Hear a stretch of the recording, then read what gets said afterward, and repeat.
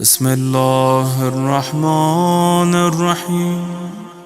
اگر انسان اپنی بہتری کے بارے میں نہیں سوچتا وہ گھاٹے اور خسارے میں جا رہا ہے۔ دیکھیے کبھی کبھار ہم دیکھتے نہیں ہماری زندگی میں کیا چیز مس ہو رہی ہے اور کیا تباہ کر رہی ہے۔ رسول خدا کے پاس ایک خاتون آئی، چیختی چلاتی، یا رسول اللہ میری مدد کیجئے، بہت گناہ کبیرہ مجھ سے ہو چکا ہے۔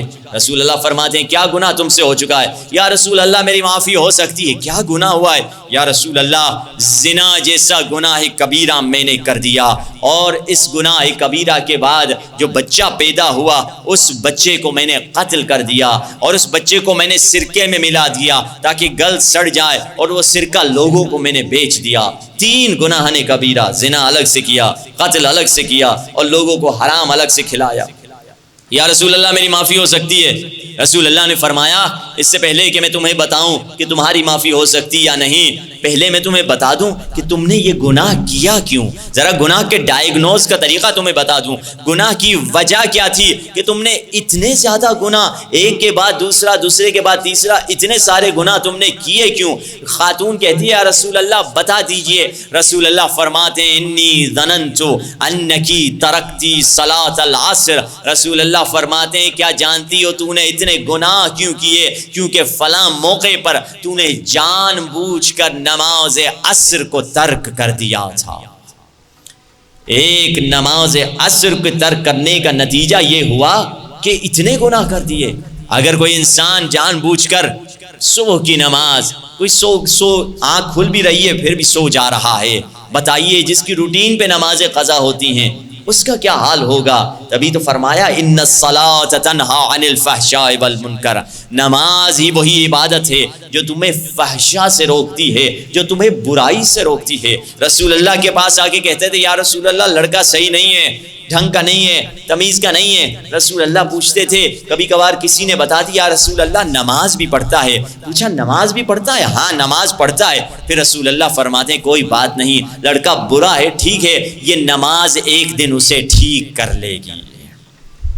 نماز جو نہیں پڑھتا اس نے گویا اپنی ساری پلیں جلا دی، ساری کشتیاں جلا دی ہیں، اس نے واپس جانے کا رستہ رکھا ہی نہیں ہے۔ رسول اللہ فرماتے ہیں نماز ہے تو اس کے واپس آنے کا رستہ ہے۔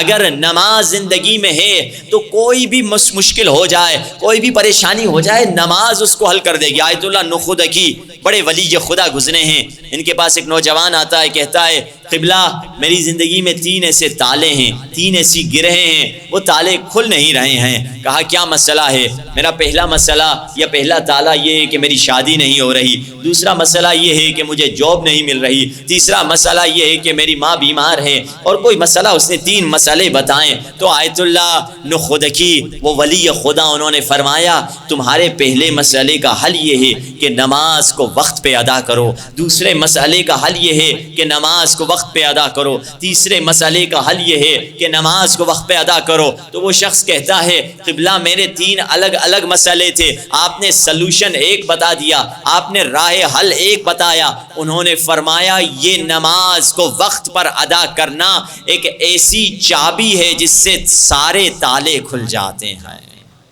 اگر صلی علی، اگر نماز کو وقت پہ ادا کر رہے ہو تو تمام تمہارے مسئلوں کا حل موجود ہے۔ اگر وہ نہیں ہے تو حقیقت میں ہم نے اپنے لیے وقت نہیں نکالا ہے، اپنے لیے ہم فارغ وقت نہیں نکالتے، کیونکہ ہمارے فیصلے جذبات کی وجہ سے ہوتے ہیں۔